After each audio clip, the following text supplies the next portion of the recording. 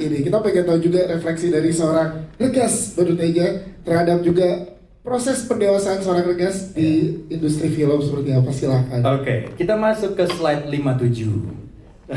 Ini kayak Pak dosen ya, mohon maaf ini saya presentasi karena ibu saya dosen. Jadi saya kebiasaan diajarin presentasi pakai PowerPoint, jadi mohon maaf. Ya, jadi saya di industri film itu pertama kali mengenal film itu SMP. Saya jadi aktor. SMP itu aktor bendahara kelas yang korupsi uang kas.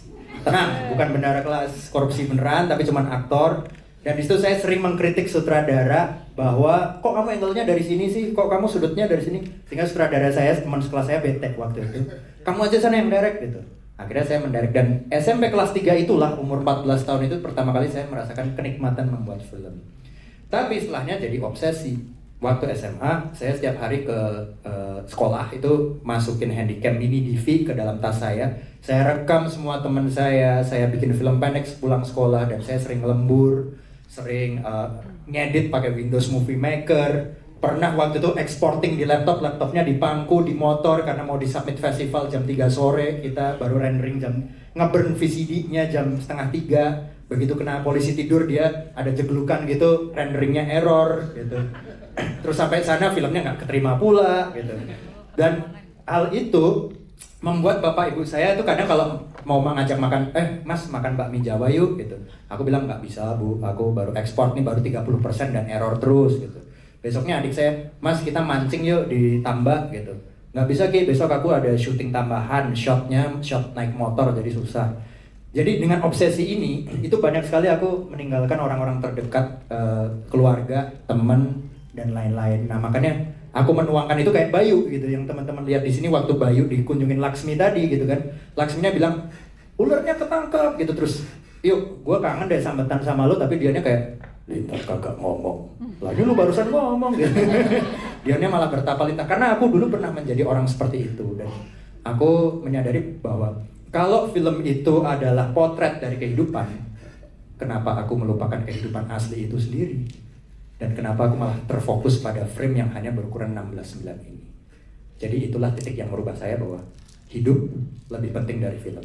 Wow, luar biasa.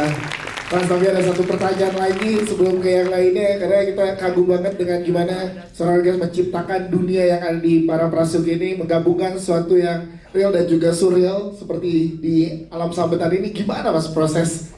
Kita nggak kebayang itu pas nonton nih gimana ya? Penciptaannya ya? Yes, Oke, masuk ke slide 67. Pak dosen lagi ya? Materi. Iya. Oke, ini Alam Sambetan ini kan digambarkannya melalui sudut pandangnya Laksmi. Karena Laksmi lah adalah yang merasakan itu semua. Kita coba ke slide sebelumnya yaitu 66. Jadi saya menciptakan 3 alam. Jadi kalau teman-teman yang lihat di sini kan ini alam realita. Tapi nanti ada alam yang full hitam tuh alam konsentrasinya Bayu. Dan alam yang tadi Laksmi ada bunga-bunga yang dia dimandiin kayak di car wash kayak gitu. Itu namanya alam sambetan. Nah, kenapa yang pertama alam limbo yang penuh hitam tersebut? Kita ke slide sebelumnya. Slide 6. Nah, Angga itu ketika mikir kan semuanya full hitam, terus kemudian ada distraksi sedikit keluar gitu kan. Tadi Bu Nana tiba-tiba datang, Mas Bayu gitu kan. Karena setiap pagi itu saya meditasi. Jadi setelah bangun saya nggak lihat sosmed, karena kalau saya lihat sosmed mood saya terganggu. Saya mandi, nggak makan dulu, terus saya meditasi 45 menit. Nah di meditasi itu saya mengosongkan pikiran, tapi selalu ada pikiran yang datang silih berganti. Misalnya kayak deadline editing lo 20 Oktober, jas keluar. Suara siapa biasanya itu mas yang lewat mas? Suaranya Iman Usman ya, gitu. Suaranya Mbak Amal. Suatu saat ada suaranya Mbak Bubu. Bes, jangan lupa Bes. Gitu misalnya. Karena di visual hitam itu keluar muka Mbak Bubu kayak satpam tadi. Weng gitu. Jadi ini banyak kali. Dan juga trauma-trauma masa lalu tuh keluar semua. Nah, makanya saya visualkan dengan tadi Angga merenung, tiba-tiba muncul satpam, tiba-tiba muncul rumahnya digusur gitu kan. Karena itulah yang saya ada di benak saya. Nah, slide sebelumnya lagi. Nah, bersama Mbak Anggun ini kita membuat alam sambetan yang diciptakan alamnya oleh Guru Asri ini gitu.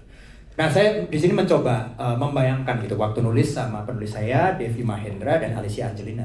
kalau kita lagi waktu luang, kita pengen refresh gitu tuh apa sih yang bisa kita bayangkan? Terus aku bayangkan, kayaknya aku pengen kalau mandi yang seger banget kayaknya enak deh gitu. Oke, terus kemudian diciptakanlah alam yang tadi mau di kayak car wash itu. Alice bilang, kayaknya aku pengen masuk alam yang penuh dengan bau-bauan bunga yang begitu di sana tuh nggak ada hawa yang nggak enak, semuanya tuh serba seger dan bisa meminum madu yang manis. Oke, kita masukkan. Terus Devi, penulis kisah lagi bilang kayaknya gue pengen dipijat deh mas gitu. Tapi dipijatnya tuh kayak enak banget gitu. Ya, akhirnya muncullah siluman-siluman tadi yang gundul-gundul itu memijat. Jadi semua sebenarnya dari hasrat kita gitu ya, kita fantasikan, terus kita bikin di studio di sebuah gudang sepatu bekas di Jogja, kita set menjadi alam bunga yang bunganya membutuhkan satu mobil box. Wow. Satu mobil box bunga kuburan. Jadi penjual bunga kuburan di Jogja waktu itu, Mas Niki ajeng layat sinten toh gitu. Artinya, Mas ini mau melayat siapa sih gitu.